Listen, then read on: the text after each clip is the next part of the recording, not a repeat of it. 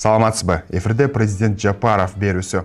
Кыргызстан биринчи жолу Бириккен Улуттар Уюмунун эң таасирдүү органы болгон БУнун Коопсуздук кеңешинин туруктуу эмес мүчөсү болуп шайланды. 2027-28 жылдары Кыргызстан дүйнөлүк коопсуздук боюнча чечимдер кабыл алынган чордондо отурат.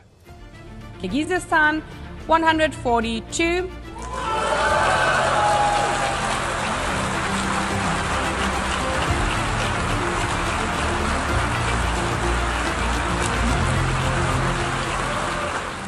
Бул жөн гана дипломатиялык жеңиш эмес.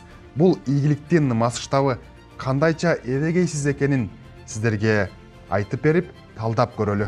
БУнун Коопсуздук кеңеши дүйнөдө санкция киргизүү, тынычтык орнотуу миссияларын жөнөтүү, куралдуу күч колдонууга уруксат берүү сыяктуу юридикалык күчкө ээ чечимдерди кабыл алган дүйнөдөгү жападан жалгыз эл аралык орган.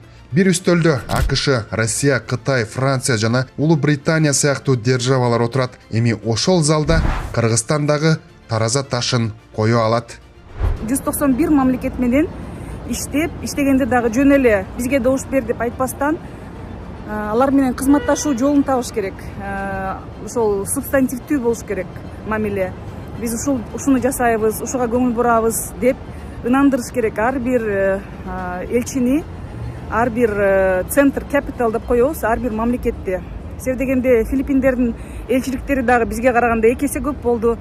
Албетте алар ошол борборуна чыга калып эле элчиликтер бар жерде сүйлөшүп атышты. Бирок ошого карабастан бизде президенттин атайын өкүлдөрү дайындалды. Ошолор бүт кыдырып чыгышты. Ар бир саммитке барып атышты. Бүт дипломатиялык чоң саммиттерде биз жүрдүк.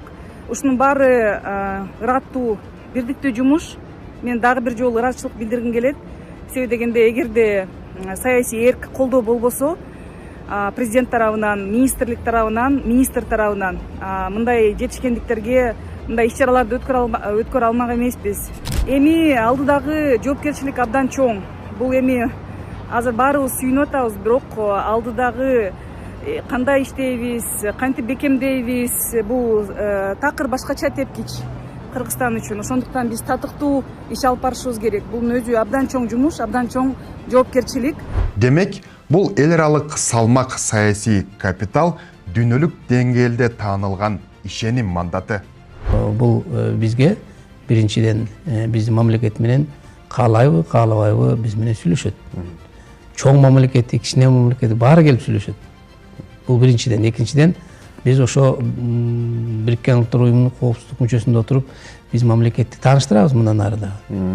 Эгер биз ошол активдүү, мындай результативдүү иштесек, кийинки жылдары дагы биздин Кыргызстанды алар постоянно колдонуп калышат да. Чакырышат. Анткени Кыргызстандын позициясы бар, Кыргызстандын момундай ойлор бар эле деп. Ошон үчүн биз азыр ошо 2 жылдык жоопкерчилик чоң, анткени дүйнөдө кризистер көп да. Африкада көптөгөн согуштар жүрүп атат, чек ара согуштар, суу боюнча согуш, кургакчылык, тамак аш жетишпейт, чоң конфликттер болуп атат. Ошонун баарына Кыргызстан өзүнүн оюн, позициясын баягы тактап билип, анан өзүнүн оюн айтып туруш керек да. Анан алардын ичинде да коалиция түзүлөт. Ким менен болосуң, ким менен болбойсуң деп. Бирок ошондо дагы биз башка бирөөнүн сөзүн укпай, өзүбүздүн түз, адилеттүү позициябызды кармасак, ошондо биз Кыргызстандын аброюн көтөрөбүз. Биздин чөлкөмдө буга чейин Казакстан 2017-18 жылдары Коопсуздук кеңешинин мүчөсү болгон. Эми Кыргызстан Борбор Азиядагы экинчи мамлекет болуп тарыхка кирди. Эң негизгисин айта кетели. Мындай жетишкендикке соңку жылдардагы тышкы саясаттын жемиши турат. Андан тышкары Тышкы иштер министрлигинин Кыргызстандын Бириккен Улуттар Уюмундагы өкүлчүлүгүндөгү дипломаттардын эмгеги зор. Анан мен биздин миссияда иштеген дипломаттарыбызды абдан баалап кетким келет алардын жумушун. Ушунчалык тынбай, эч кандай эс алуусуз, дем алышы жок 1 жыл иштешти. Ушунчалык бизди жеңебиз деп, жеңерибиз кыйын болсо дагы ошого ишенип иштеген өзү эле бул эрдик деп ойлойм. Башында биз дайыма эле миссияда 5 адамдан ашпайт болчу.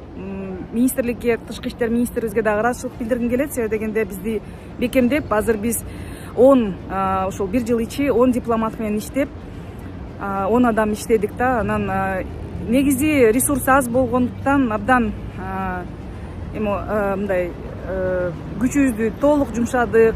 Кыргыз дипломаттарынын эмгегин улай президент Жапаров дүйнөнүн бардык өлкөлөрү менен тең салмактуу мамиле куруп, батыш, чыгыш, түрк дүйнөсү, араб өлкөлөрү, кошуна мамлекеттер менен дагы байланыштарды соңку жылдары күчөттү. Африканын өзүнүн да проблемалары көп да. Анан биз аларды дагы түшүндүрүп, ыландырып сүйлөштүк. Андан тышкары мусулман мамлекеттер менен абдан катуу иштедик. Анан жанагы океандагы арал мамлекеттери, Латинская Америка биздин тышкы иштер министрлигинин дипломаттары атайын президенттин өкүлү болуп барып келишти. Биздин элчиликтер ошо Тынч океандагы аралдардын баарын кыдырып келдик. Латинская Америкага жибердим. Африкага барышты биздин дипломаттар. Аягында өзүм дагы Эфиопия, Мозамбик, анан Намибияга бардым. Алар менен сүйлөштүм. Анан көбүнчөсү ошо биздин баягы программа жакта да аларга. Биздин программа жагып, Кыргызстан. Анан экинчиден болсо биз жөнөкөй эле айткан жокпуз. Биз өзүбүздүн баягы тажрыйбабызды көргөздүк. Биз азыр Борбордук Азияда кандай өнүгүп атат? Борбордук Азия кандай интеграция болуп атат? Биз Борбордук Азияда жанагы проблема болгон чек ара маселесин кандай чечтик? Биз бореки транспорттук туңгуюктан кандай чыгабыз деп темир жолду куруп атабыз. Мамлекетибиздин экономикасынын өсүшү, алдыда турган жанагы регионалдык камбар ата биргесинин курулушу. Ошонун баарын түшүндүрүп айтып берип аттык да. Көп векторлуу тышкы саясаттын эң көрүнүктүү жемиштеринин бири дал ушул Бириккен Улуттар уюмундагы шайлоо болду десек жаңылышпайбыз. Эске салсак, буга чейин БУнун трибунасында президент Садыр Жапаров сүйлөп жатып, мындай деген эле. Кыргызстан Коопсуздук кеңешинин өркүндөтүү боюнча керектүү чараларды көрүүнү зарыл деп эсептейт жана бул чаралар көпчүлүк мамлекеттердин кызыкчылыгын эске алышы керек. Урматтуу делегация мүчөлөрү, Кыргызстан дүйнөдөгү тынчтыкты, коопсуздукту жана туруктуу өнүгүүнү камсыздоодо өз салымын кошууга умтулууда. Дүйнөдөгү чакан мамлекеттердин маселесине Бириккен Улуттар уюмунун көңүлүн буруу максатында Кыргызстан 2027-2028 жылдарга Бириккен Улуттар уюмунун Коопсуздук кеңешинин туруктуу эмес мүчөлүгүнө өзүбүздүн талапкерлигибизди көрсөттүк. Биз адилеттүүлүк принцибине ишенебиз. Ошондуктан Бириккен Улуттар уюмуна мүчө мамлекеттерден кийинки жылдын июнь айында өтө турган шайлоодо Кыргызстанды колдоп коюуңарды өтүнөмүн. Ар бир мамлекет Коопсуздук кеңешинин мүчөсү болууга жана дүйнөдөгү тынчтык менен коопсуздукту сактоого өз салымын кошуу мүмкүнчүлүгүнө ээ болууга тийиш. Биз Коопсуздук кеңешине олуттуу маселе сунуштай турган тажрыйбасы бар мамлекеттердин катарына киребиз деп ишенимдүү түрдө айта аламын. Кыргызстан эми ал жерден буга чейин эл аралык платформаларда чакырык таштап келген тоолуу өлкөлөрдүн күн тартиби, климаттын өзгөрүшү жана мөңгүлөрдүн тагдыры, деңизге чыгууга мүмкүнчүлүгү жок мамлекеттердин үнүн айтышы турган кеп, андан да маанилүүсү. Биринчиден биз азыр ошо оундогу бардык проблеманы бизге азыр эми жылдын аягына чейин убактыбыз бар да, 6-7 ай бар. Эмне проблема азыр сол бизде каралып атат. Ошонун баарын биз изилдеп окуп чыгышыбыз керек. Ар бир ошо проблеманын баягы негизин билишибиз керек. Анан өзүбүздүн позициябызды даярдашыбыз керек. Эң башкысы эми дүйнөлүк маанидеги чоң маселелер талкууланганда Кыргызстан анын чордонундагы чечүүчү жерде болот. Кыскасы, мындан бир топ жылдар мурун Кыргызстан дүйнөлүк саясатты сырттан байкап турган мамлекет эле. Бүгүн болсо дүйнөлүк коопсуздук боюнча чечимдер кабыл алынган залга кошулду.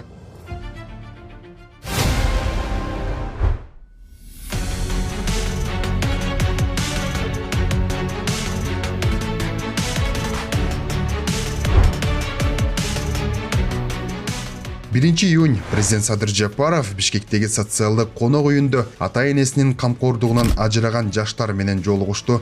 Ал окуусун аяктап жумушка орношконго чейин бул жерде жашоого шарт түзүлгөнүн белгиледи. Кудайдын айтканы бүгүн келди да. Мына ушул силердин жетим балдардын, томоло жетим балдардын үйү мында да. атайлап ошо биз управа делами алып анан баягы мектепти бүткөндөн кийин бара турган жериңер жок да эми томолой жетимдердики. Ушул жерге бир 5 жыл, 6 жыл, 7 жылга чейин жашасаңар болот. Окуу бүткөнчө чейин, мисалы вузду тапшырсаңар бир 4-5 жылда вузду бүтөсүңөр да. Андан кийин ишке орношосуңар. Анан эмгек акыңар болот. Анан ошондон кийин анан мамлекеттик ипотекалык үйдөн кезексиз алып, бир комнат кирип кетсеңер болот. Турмуш жолго коюп алып, бутуңарга туруп алып дегендей. Ага чейин балким студент болсоңор, сүйлөшкөн кыздарыңарды табасыңар. Анан окууну жогорку окуу жайды бүткөндөн үйлөнүп алып, анан бир комнат квартирага кирип кетсеңер болот да. Ишке орношкондон кийин, Учурда үйлөрдө 25 бүтүрүүчү жашайт. Жаштар президентке суроолорун берип, сунуштарын айтышты. А может тебя переведем сюда в образовательный орган? Я в Ваше буду. Ваше будешь? А сюда не хочешь? Не, потом я обратно вернусь. А, вернешься. Здесь девушка.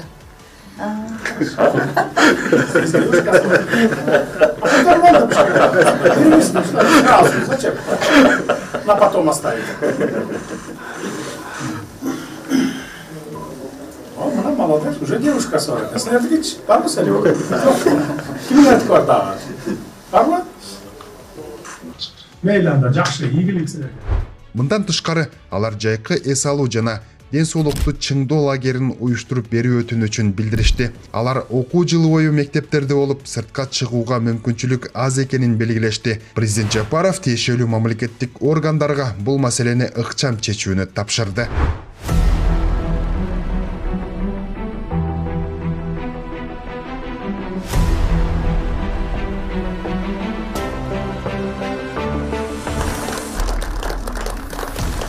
Бишкекте өлкөнүн банк тарыхындагы өзгөчө окуя болду. Кыргызстанда аманат ишмердигинин 100 жылдыгы белгиленип, ошол тарыхты улап келе жаткан элдик банктын жаңы башкы кеңсеси пайдаланууга берилди.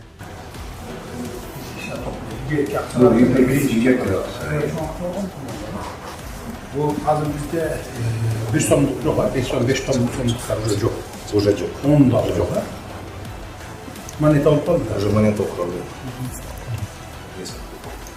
Мамлекет башчысы белгилегендей, банк быйыл тарыхта биринчи жолу эл аралык капитал рыногуна чыгып, Лондон фондулук биржасында 500 миллион долларлык евро облигацияларды ийгиликтүү жайгаштырды. Бул эл аралык инвесторлордун банкка гана эмес, биздин өлкөбүзгө, Кыргызстанга жана мамлекетибизде жүргүзүлүп жаткан реформаларга болгон ишеними болуп саналат. Дагы бир маанилүү жетишкендик катары элдик банктын жашыл климаттык фонддон аккредитациядан өткөндүгүн атасак болот. Бул Кыргызстан үчүн эл аралык климаттык каржылоого жана жашыл экономика жаатындагы долбоорлорду ишке ашыруунун жаңы мүмкүнчүлүктөрүнө жол ачат десек болот. Бүгүнкү ачылыш өлкөнүн каржы системасындагы дагы бир маанилүү этап катары бааланууда. Бир кылымдык тарыхы бар элдик банк эми жаңы имараттан ишин улантып, санариптик өнүгүү жана стратегиялык долбоорлор аркылуу Кыргызстандын экономикалык өсүшүнө салым кошууну көздөйт.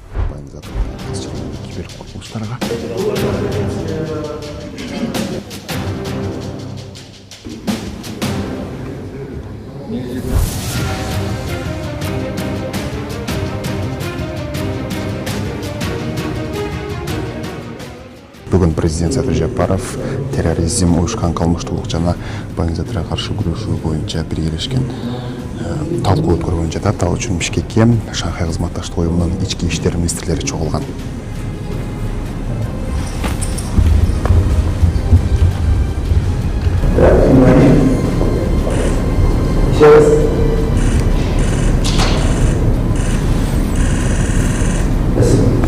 Бүгүнкү талкуунун негизги өзөгүн чек ара тааныбаган жаңы коркунучтар түздү. Эгер мурда коопсуздук маселелери негизинен жергиликтүү мүнөздө болсо, азыр кылмыштуу топтор жасалма интеллектти колдонуп кибер чабуулдарды уюштуруп, мыйзамсыз каржы агымдарын түзүүгө чейин жетти. Ошол мамлекеттин ички иштер министрлеринин башчылары келип отурат бул жака. Эң алгач биздин трансулуттук кылмыштарга каршы күрөшүү, банк заттарга каршы күрөшүү кызматтарынын башчылары дагы келди. Кибер кылмыштуулуктар боюнча башчылар дагы эң негизгиси ушу ар бир өлкөбүздө, өзүбүздүн өлкөбүздө тынччылыкты сактоо боюнча коопсуз иш-чараларын жүргүзүү боюнча, элге кандай сервистиктелүү, эл менен кандай жакын болуу, ошол боюнча баарлашып бүгүнкү күндө 4 багытта макулдашууларга кол коюлушат. Жыйында ШКОнун коопсуздукка каршы күрөшүү боюнча универсалдуу борборун түзүү демилгесин илгерилетүү да талкууланды. Анын курамына Бишкектеги трансулуттук уюшкан кылмыштуулукка каршы борбор жана Ташкенттеги маалыматтык коопсуздук борбору кирет. Уважаемые министры, истинная сила международного сотрудничества измеряется не количеством подписанных документов, а реальной способностью государств действовать совместно в кризисные моменты. Сегодня именно ваши ведомства находятся на передовой линии защиты наших граждан и государств от транснациональных рисков. Мамлекет башчысы белгилегендей, бүгүнкү күндө коопсуздук коркунучтарын алдына ала аныктап, алардын кесепеттерин болтурбоо эң негизги милдет болуп калды. Кыргызстан менен Беларустун кызматташтыгы жаңы баскычка чыгууда. Бишкекте президент Садыр Жапаров Беларусь өкмөтүнүн премьер-министри Александр Турчин менен жолугуп, соода-экономикалык байланыштарды кеңейтүү жана биргелешкен долбоорлорду ишке ашыруу маселелерин талкуулады. Хотел бы особо подчеркнуть, что мы с уважаемым Александром Григорьевичем всецело настроены на дальнейшее развитие сотрудничества. Сегодня между нашими странами имеются все необходимые предпосылки для этого.